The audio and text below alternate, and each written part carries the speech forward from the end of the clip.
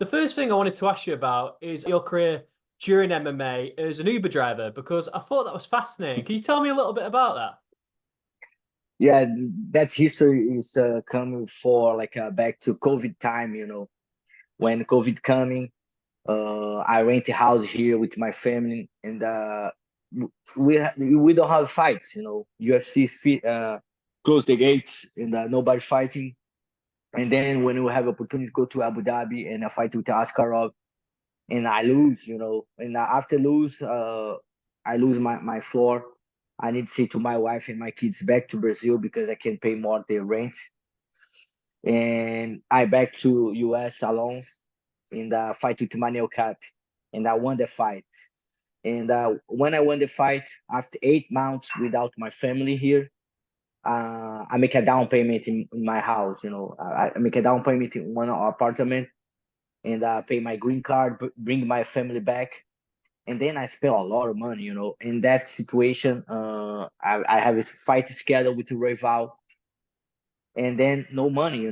My money is I put in all in my house, bring my family back, and then I'm start to make Uber deliveries when I make my camp for fight with the rival. That's so crazy. And then I hope my ACL, and then I go fight with the rival after a long week, make deliveries for Uber, and with my ACL torn, and with the opportunity to fight for the belt. In that fight, I just pray to God to give me the chance to fighting and win the purse, and then I can pay my bills. And then I win the fight, I win the bonus of the night, and then I make my surgery in my knee. UFC call me, they say, "Hey, you ready to fight with Moreno?" And I just in the same day I make my surgery. I say I can fight. I need 6 months to recover my knee, and I need to say no to fight for the belt. That's the history about the Alexandre Pantoja champ. People can just see my goals, but don't see my bad times. But my wife see that, my kids help me with that, and that's make me hustle. That's something my opponents don't have. You can train, okay.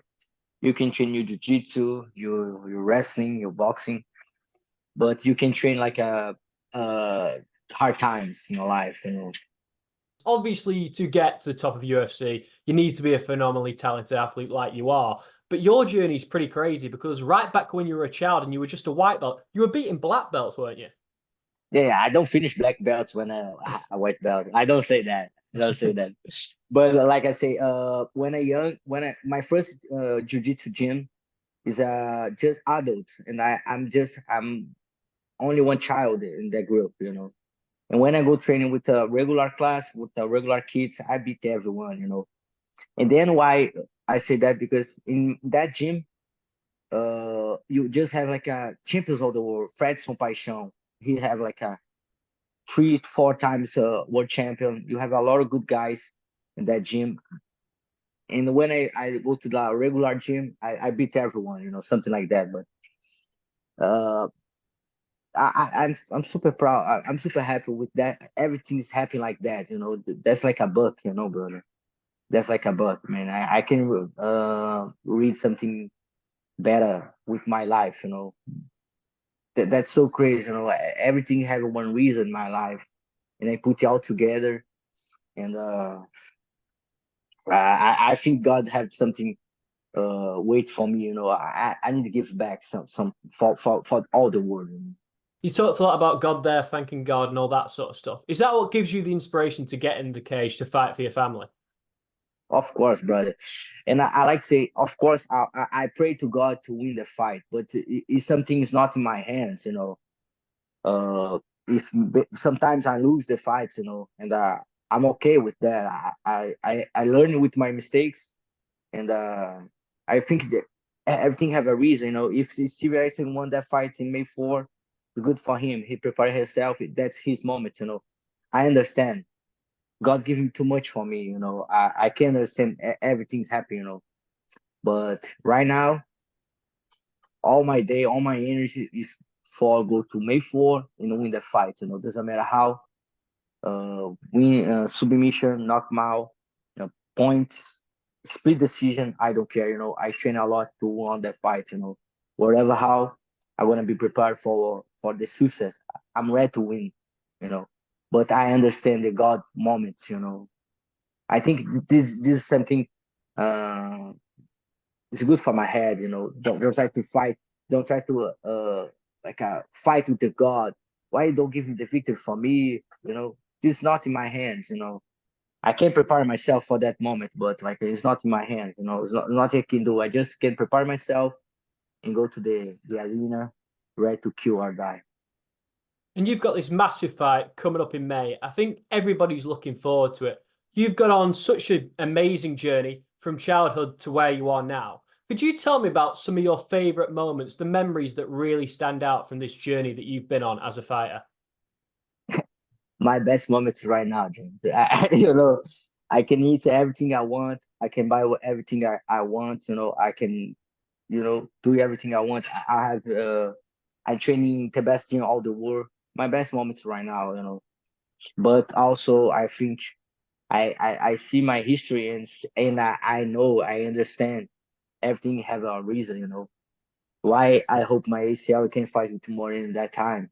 I know because I need to prove one more time I won the belt, and then I fight with Alex Paris and fight and finish him in 1 minute. I know everything have a reason.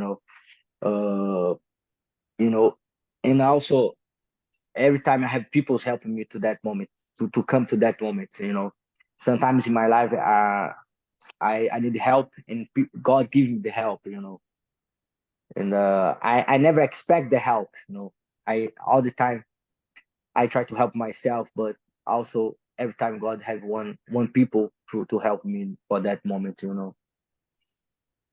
You've got an amazing attitude. It's really interesting hearing all about your perspective and your views on fighting. When your career is over and you've achieved everything that you want to achieve, how would you like to be remembered as a fighter? That's very important. I don't know. I just do everything I can do every day to be a better fighter. I really do that. I have like a good support of my wife. She hold me, and he give me the space to be phenomenal. And I try to be. That's what I try to be every day in my life. Be phenomenal in the gym and go to arena to octagon and be phenomenal. That's why I want everybody to remember me like a tough guy, tough fighter all the time, and but also without the octagon. I'm just people's. I think realizing now I'm not just the fighter in the octagon. I'm fighting before the octagon. I'm the champ.